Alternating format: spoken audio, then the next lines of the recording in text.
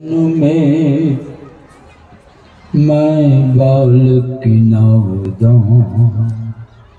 कृपा सिंधु तुम हो गुरु, दूर करो है क्या। कृपा सिंधु तुम हो गुरु, दूर करो है क्या। सद्गुण संपन्न समस्त महात्मा गण को सत सत नमन है। नमन है सद्य गुणों के प्यारे सज्जनों को, माताओं और बहनों को भी हार्दिक नमन है।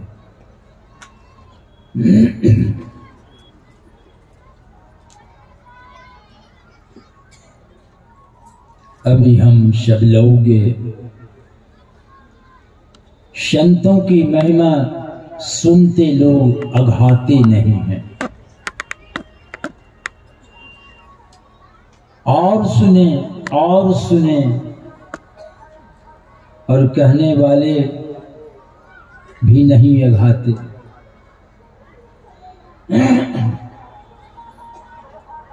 संतों की महिमा ब्रह्मा विष्णु भी हिचकिचाते।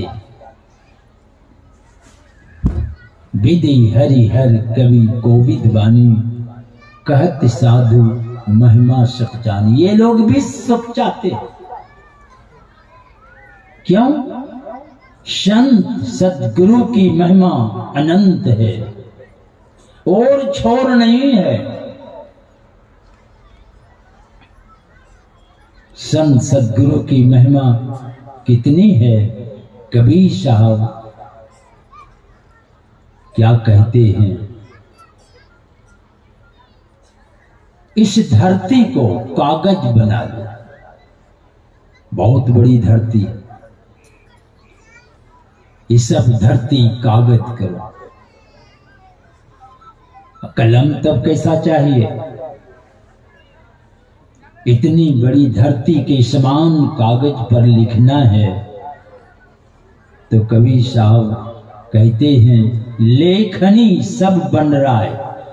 इस पृथ्वी पर जितने वृक्ष हैं सबको काट के कलम बना लो। बहुत वृक्ष हैं, है गिनती किसी के पास? कबीर साहब कह रहे सब वृक्ष को काट के कलम बना लो। करोड़ों कलम डूबेगा कहां? हम लोग बचपन में कलम दवात, आजकल तो दवात शब्द सुनता भी नहीं है बच्चा।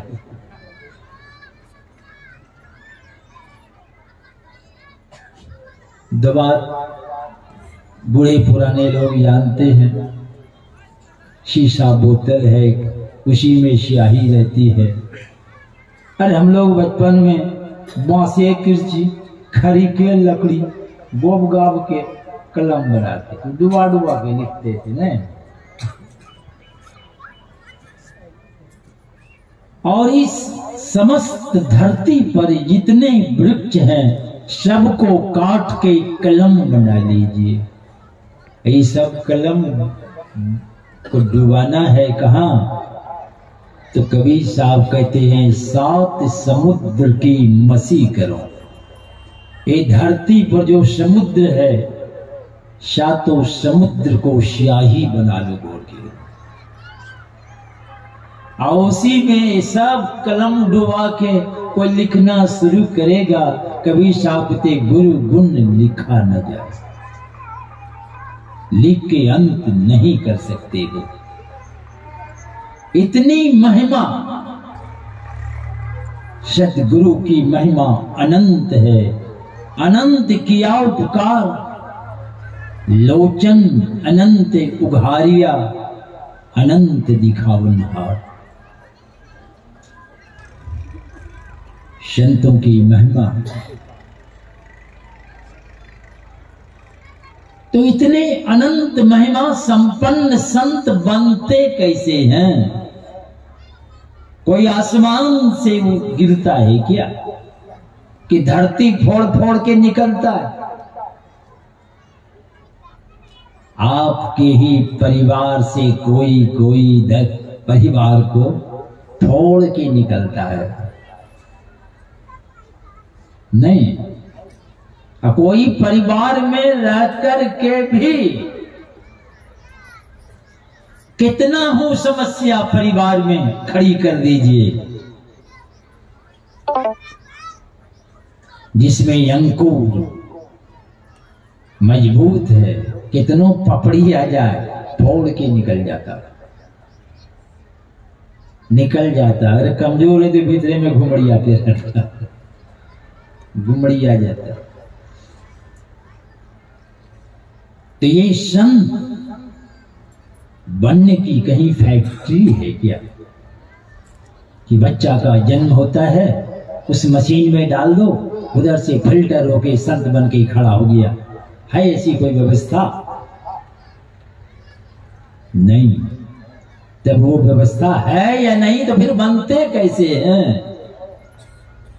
वो व्यवस्था सबके पास है, कोई इससे वंचित नहीं है, सबके पास है। जिस जगह बैठे हैं आपके सामने में ही वो व्यवस्था है। दुर्भाग्य यही है, उस व्यवस्था को लात मार के मुंह घुमाए हैं, अल्लाह जुत्ता खा रहे। जिस व्यवस्था में प्रवेश कर उसके अंदर कितनी क्षमता खड़ी होती है। भगवान तो कहते हैं जो मुझको भजता है मैं उसको भजता हूं। हमारे स्वामी रामतीर्थ मैथमेटिक्स के प्रोफेसर थे। वे क्लास लेने जाना था कॉलेज, स्नान किए तो ध्यान में बैठ गए। ध्यान में बैठ गए तो समाधि लग गई, मस्त हो गए, ध्यान में डूब गए। अब वहां घंटी, ये ध्यान में बैठे हुए हैं, समाधि जब टूटी देखते हैं घड़ी, हड़बड़ा के उठे और चलकर पहुंचते हैं क्लासरूम में, जाके प्रवेश करते हैं। सब विद्यार्थी खड़े हो गए, कहते हैं अभी अभी आप पढ़ा के गए हैं, फिर क्लास लेंगे? स्वामी रामतीर्थ को लगा कि मैं अभी भी तो आ ही रहा हूं, क्लास में प्रवेश किया हूं, क्या ये विद्यार्थी सब मुझे नहीं पहचानता? अब क्लास लोग अब रोज ले रहे हैं, बदलाइए विद्यार्थी नहीं जानते। सब विद्यार्थी कहने लगे आज जो पढ़ाए हैं इस तरह की पढ़ाई हम लोग आज तक नहीं पढ़े। स्वामी रामतीर्थ की बात सुनकर क्लासरूम से निकले और सीधे चले गए ऑफिस में और क्लर्क के पास पहुंचे। अटेंडेंस भाई जो है वो रजिस्टर मांगते। कहा अभी तो आप सिग्नेचर करके गए हैं, फिर सिग्नेचर करना है क्या? अब यहां क्लर्क भी बोल रहे हैं तो रजिस्टर लेकर उल्टाते हैं तो हूबहू सिग्नेचर किया हुआ है। स्वामी रामतीर्थ कलम उठाए, क्लर्क कहते हैं फिर सिग्नेचर करना है? कहा नहीं, अब रिजनेशन देना, रिजाइन देकर निकल गए, साधु बन गए। जो भगवान की भक्ति करते हैं भगवान उनकी सेवा करते हैं। वही स्वामी रामतीर्थ शिष्य मंडली के साथ हिमालय की यात्रा में चले जा रहे थे। आपको भी मौका लगा होगा बद्रीनाथ, केदारनाथ जाने का, और भी बहुत जगह, बहुत तीर्थ है पहाड़ों में। और आप देखे होंगे एक तरफ तो पहाड़ काट के सड़क बनाए हैं और दूसरी तरफ एक दो हाथ के बाद तो हजारों हजार फीट की खाई होती है। गाड़ी जरा इधर उधर हो जाए तो पलटी मार देगी। तो हजारों फीट खाई में लुढ़कती हुई गाड़ी जब जाती है, चेचिस बॉडी सब, और उसमें जो बैठे रहते उसकी बॉडी की क्या कहना। वैसे ही तंग मार्ग होके जा रहे थे, एक शिलाखंड टूट के लुढ़का। स्वामी राम 40 माइल चलते थे पैदल, चलने में बहुत बिहड़ थे वे। शिष्य मंडली पीछे पीछे आ रही थी, जोर से चिल्लाए, स्वामी जी बचाइए। स्वामी जी उलट के देखा, क्या हो गया? देखा एक शिलाखंड टूट के लुढ़कता आ रहा है। ये तो काल का खंड आ रहा है, ये तो सबको रगड़ देगा।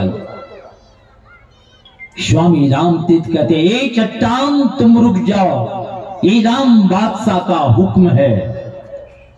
मैं लौट के जाऊंगा, माताएं क्या कहेगी कि राम मेरे बेटे को ले गया और खा गया, यानी मेरे चलते ही मारा गया। इसलिए चट्टान तुम रुक जाओ। वो चट्टान अब वो जड़ है, कोई जानवर नहीं है कि दायां बायां बोलने से भी समझ ले, वहीं रुक जाता है।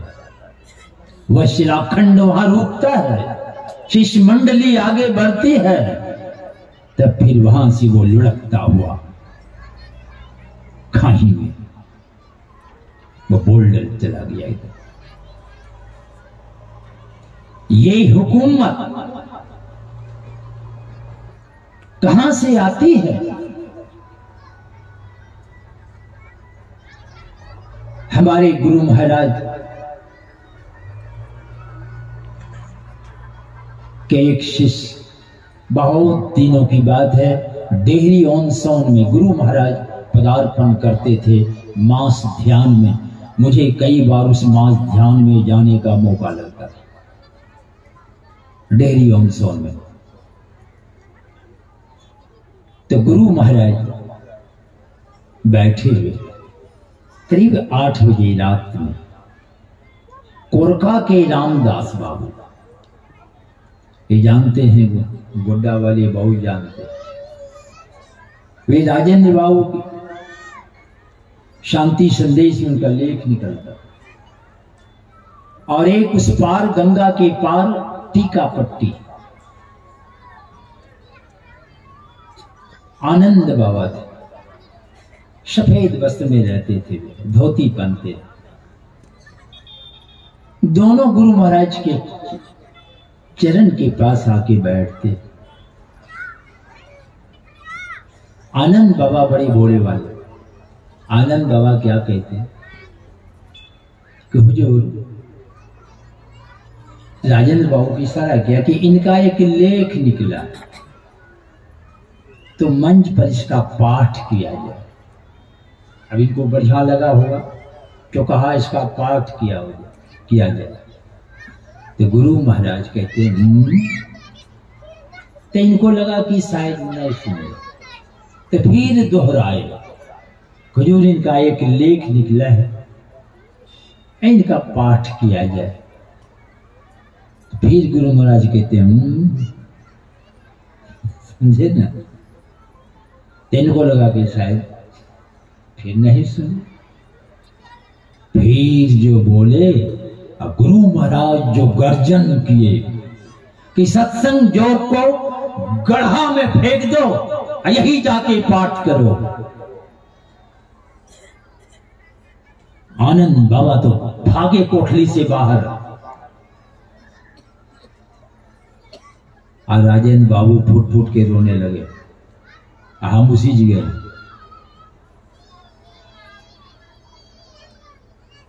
गए। सुबह मंच पर गुरु महाराज दायां और बायां देख रहे हैं,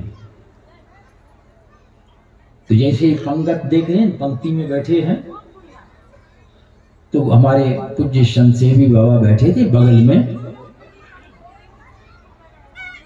मोक्षी श्याम में जो रहते थे, क्या नाम है उनका? संत शिशु वाले। तो गुरु महाराज इशारा किए कि पाठ करो। तो संत शिशु बाबा हाथ जोड़ के कहते, हुजूर हमरा से नहीं होता। इतना जोर से डांटा कि आगे आके बैठ जाता, भागो यहां से। उठा और 25 हाथ पीछे चला गया, एकदम भागे बैठ गए। सामने बैठा हुआ था हमारे धीरेन्द्र बाबा, वो ऋषिकेश में रहते थे, अब नहीं है वे। और उनके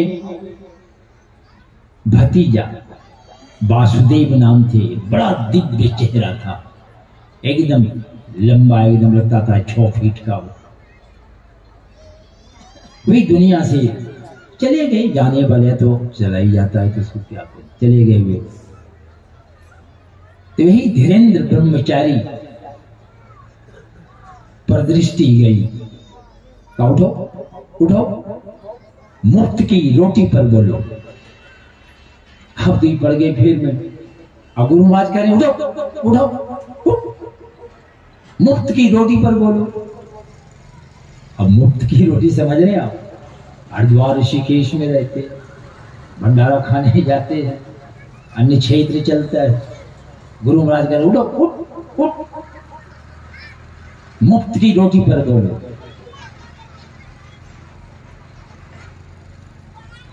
अब वे एक बित्ता उठे और बैठ गया। तो बगल में सारे स्वामी जी महाराज आओ, सब इशारा गया, भागा। मास ध्यान समाप्त हुआ, हम सब लोग आ गए कुप्पा घाट। रविवार का दिन, साप्ताहिक सत्संग। गुरु महाराज आसन पर बैठे, उसमें बड़ा हॉल शायद नहीं बना, बैठे हुए वही अंदर में जो छोटा सा हॉल है। फिर गुरु महाराज की दृष्टि चली गई धीरेन्द्र, कहते उठो उठो, मुफ्त की रोटी पर बोलो। फिर पड़ गई फिर में, कहा उठो उठो। अब सब बैठे हुए हैं, बहुत सत्संगी लोग हैं, अब इनको कह रहा है, अभी सोचने लगा क्या करूं। तो साहिबा इशारा किए, मैंने भागो। उठ उठ के वहां से निकल गए, चले गए सीढ़ी से छत पर। तो हम भी उठे और चले गए छत पर। वहां हमारे परमानंद बाबा थे, और ये पहुंच गए, हम भी पहुंच गए वहां। तो धीरेन्द्र बाबा क्या कहते, ये बुढ़ा जे छे ना हमरा पर लगी गयो छे। कहे जे बुढ़ा ये डेरी ऑनसोन में, वो कोठली में भी मुफ्त की रोटी पर गरजने लगे थे। फिर मंच पर देखा तो वहां गरजने लगे। आ गए कुप्पा घाट, फिर वहां भी। अब 20-25 दिन समाप्त होने पर अब आए हैं कुप्पा घाट, वहां दृष्टि पड़ी, वहां भी मुफ्त की रोटी पर बोलो। काई बुढ़ा हमरा पर लगी गयो छे।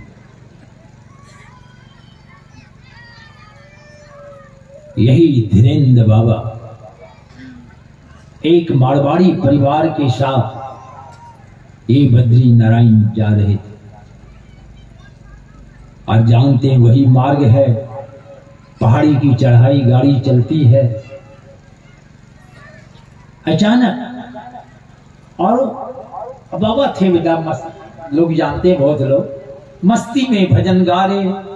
और वही मारवाड़ी परिवार के जो थे, उसमें एक जो छोटी सी बच्ची थी, बाबा के गला में हाथ डाल के लटक के गोद में बैठ गई। अब बाबा मस्ती से भजन गा रहे, अब गाड़ी चली जा रही है। अचानक गाड़ी पलटी मारती है, खाई में चली गई।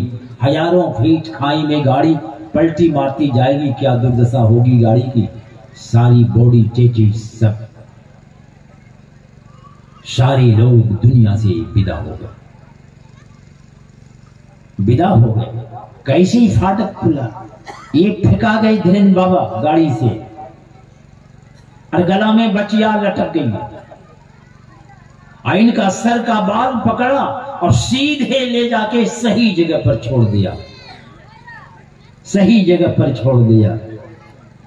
ये क्या बोल रहे थे, ये बुढ़ा हमारा पर लगी गलो, अगर नहीं लगा रहता गए काम से। यही बुढ़ा सर का बाल पकड़ा और ले जाके सही जगह पर रख दिया। वो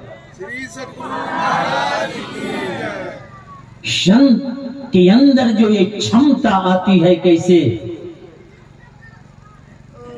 आपके घर घर में आजकल देखते हैं एक्वागार्ड, फिल्टर मशीन नहीं, किचन रूम में लगाए, घर में व्यवस्था किए हैं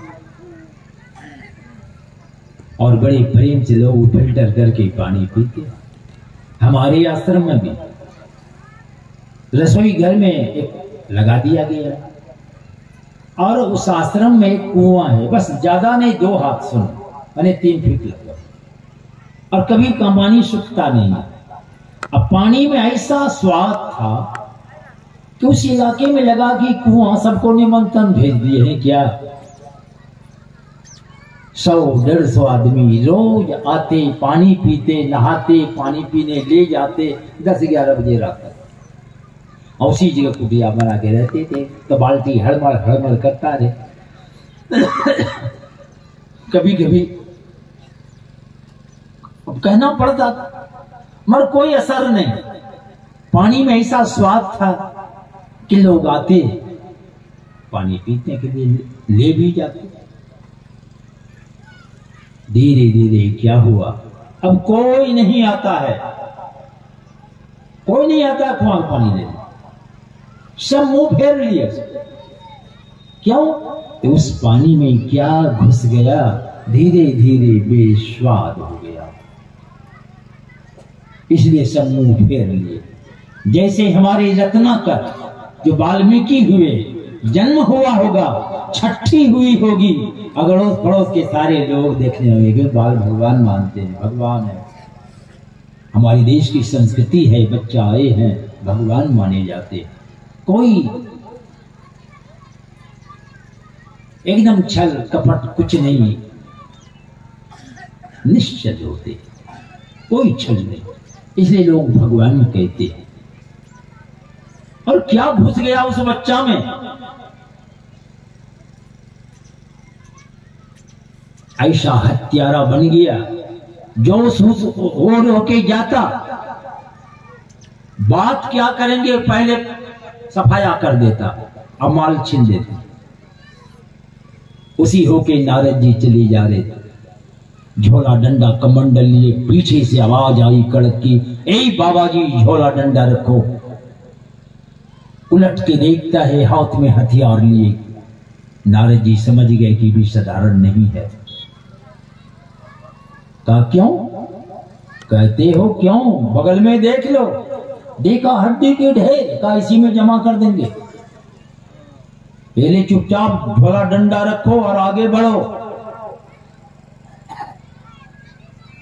हमारे नारद जी कहते हैं कि इस तरह छीना झपटी करके, कत्लेआम करके परिवार का भरण पोषण चलाते हो, क्या परिवार के लोग इस पाप के भागीदार होंगे? कहा क्यों नहीं? क्या जाके पूछो तो। बाबा जी बड़ा होशियार मालूम पड़ते हो, हम जाए इधर, तुम लोग 11 इधर, गाछ में बांध दिए। इतना तो बतियाते भी नहीं थे। क्यों बतिया रहे? संत दरस जिमी पातक टरे। संतों के दर्शन से कुछ कचरा उसमें हट जाता है, पाप रूपी कचरा। बुद्धि जरा सही होती है। तो चले गए पूछने, एक एक कर पूछा, कोई स्वीकार नहीं किया, कैसे लाते नहीं लाते तुम जानो। और माता पिता वृद्ध हो गए थे। कहा कि पोस पाल के तुमको तो जवान किया हूं, अब तुम्हारा फर्ज है, कैसे लाते तुम जानो। बड़ा धक्का लगा, आए और चरण पकड़ लेते। नारद जी बड़े प्रेम से बांह पकड़ सीने में लगाए और प्रेम से समझाए, प्रेम से समझाए। वैसे हमारे कुआं का पानी को टैंकी में प्रेम से पहुंचाते, और वहां से फिर लौट के वही फिल्टर मशीन होके जब गुजरता है तो उस पानी में जो कचरा घुस गया है वो अलग हो जाता है और फिल्टर होके जो जमा होता है तो पानी में फिर वही स्वाद, वही पानी स्वाद लगता है पीने में बहुत अच्छा। तब मुझे ये ज्ञान हुआ कि दुनिया में जितने लोग हैं सब अच्छे हैं, सब अच्छे हैं, मगर जिसमें जितनी मात्रा में कचरा घुस गया है उतना ही मात्रा में खराब है, उतना ही मात्रा में खराब है। पर नारद जी समझाए, बात समझ में आई, उल्टा बैरमुखी चाल छोड़ा, काटो मारो छोड़ा, आंख बंद किया, दो नयन बीचों बीच में वो एक क्वागार्ड मशीन की व्यवस्था परमात्मा ने की है, वही बीच में फिल्टर मशीन, उसी जगह आप हैं। वही रटना कर गया उस फिल्टर मशीन में और ऐसा फिल्टर होके खड़ा हुआ कि वाल्मीकि ब्रह्म ब्रह्म हो गए। आप भी उस फिल्टर मशीन में जाएं, दो नयन बीचों बीच, सन्मुख एक चक ताकते रहिए, ताकते रहिए, आप उसमें प्रवेश करेंगे और आप भी ऐसा फिल्टर होंगे, आप भी शांति को प्राप्त करेंगे। और शांति प्राप्त महापुरुष को ही संत कहते हैं। और ऐसे संत बनने की फैक्ट्री में आप बैठे हुए हैं, उसी जगह है, मगर ऐसी व्यवस्था को आप लात मार दिए। आज इधर आशा लगाए हुए हैं, इधर क्या फिल्टर होगा, लात जितना खा रहा है जन्मों जन्मों से फजीयती हो रही है। इसलिए एक बार आप चलें, दो नयन बीचों बीच और उस फिल्टर मशीन में प्रवेश करें, आप सारे कचरा हट जाएंगे, आप ब्रह्म स्वरूप में प्रकट होंगे और आपका जीवन सदा के लिए सार्थक और सफल होगा। बोलिए श्री सद्गुरु महाराज की जय।